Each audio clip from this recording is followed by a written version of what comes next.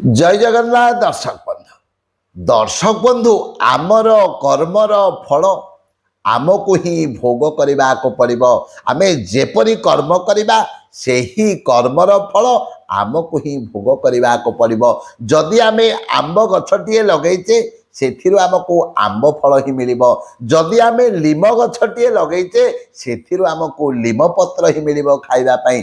दर्शक बंधु आंब गछ लगाई केबे निम्ब फल पाइबा चेष्टा करबा नहीं कि लीम गछ लगाई केबे आंब पाइबा चेष्टा करबा मूर्खामीर परिचय।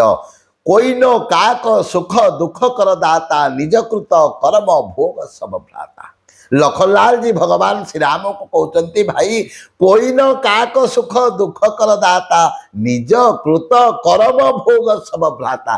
हे भाई ए संसार रे केही काहाको सुख दुख दियंती नाही। समस्ते निज निजर कर्मर फल अनुसार सुख दुख लाभ करिथांती। काहींकि ना यही दृष्टांतटी को बुझे देबा गोटे छोटिया कथाटे मु आपण मानक सम्मुखरे उपस्थापन करूची। टिके जदि शेष पर्यंत शुणिबे निश्चित भाव रे आपणकर जीवन रे प्रभाव पकेइबो। एथिरे तिळे मात्र संदेह नाही।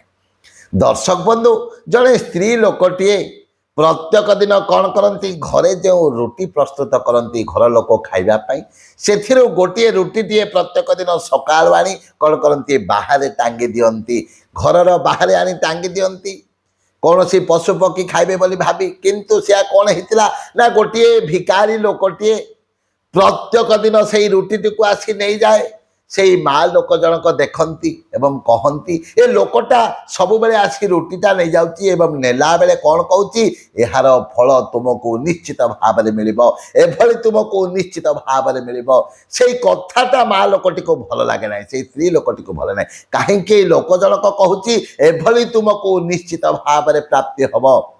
दिने गला दुई दिन गला ये अनेक दिन चलीगला। दिने से स्त्री लोक जनक चिंता कला आज जो रुटी को रखी से रुटी रे कौन करी विष मिसेदेवी एवं से भिकारी जनक खाई सारा पर मरीज। कहीं से रुटी ने रागु नाला किंतु से लोक जनक कौन कहते ना एभली तुमको सब बेले मिलू एभली तुमको भी मिल। ये जो कथाटी कहूला से कथाटी से स्त्री लोक मन को पाऊन। दिने कौन करती रुटी टे प्रस्तुत करती से विष लगे देती आनी टांगिबा समय जिते बड़े आनी टांगुंट बाहर मन को लगिला नाई नाई ए रुटीटा आज रखी ना के चिंता कर फिंगिदेले एवं रुटी अन्य गोटे रुटी आनी टांगिदेले। से भली भाव में किसी समय पर से भिक्षुक व्यक्ति जनक ब्राह्मण भिक्षुक जनक आसी रुटी नेले एवं कहले जे एभली तुमको निश्चित भाव में मिल। यह कही चली जाइचंती। किछि समय पर जो स्त्री लोक जनक सब बेले रुटी दिए से स्त्री पुओटी कौन कर भेटी जाइए से भिक्षुक ब्राह्मण पाखे एवं जोर भोक लगु थाए एवं रुटी कौन होती ना से स्त्री लोकर पुओ को देती से पुओटी खाई एवं किसी समय पर माँ पाखक आसी कहला माँ आज गोटे आचंबित कथा मते प्रबल भोक लगिला एवं मु रास्ता आसु थाए एभली भोक लगिला मरीजी भावुली। से ही समय जड़े भिक्षुक व्यक्ति जाऊे ब्राह्मण भिक्षुक गोटे रुटी टे देले पानी टिके देले मु पीदेली आउ से रुटी टी पानी टिके पी सारा पर मो जीवन फेरी पाइला बोली अनुभव है। से ही समय से स्त्री लोकर चेता छाड़गला चिंता कला आज जो टिके तले मु कौन करी विष भरा रुटी को से जगार टांगी थी जदि से विष भरा रुटी को नहीं था से लोक जनक एवं मो पुओ को दे था मो पुओ निश्चित भाव में मरी जाता।